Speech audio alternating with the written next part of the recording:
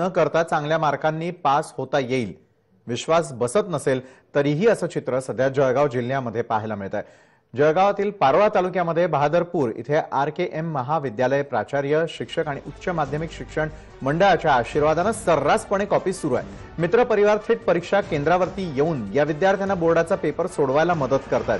शिक्षक तर मोबाईलमधून उत्तरे शोधून थेट विद्यार्थ्यांना मदत करत असताना देखील पाहायला मिळत आहे। या सर्व प्रकारचा व्हिडिओ हा जय महाराष्ट्र न्यूज चॅनलच्या हाती लागलाय।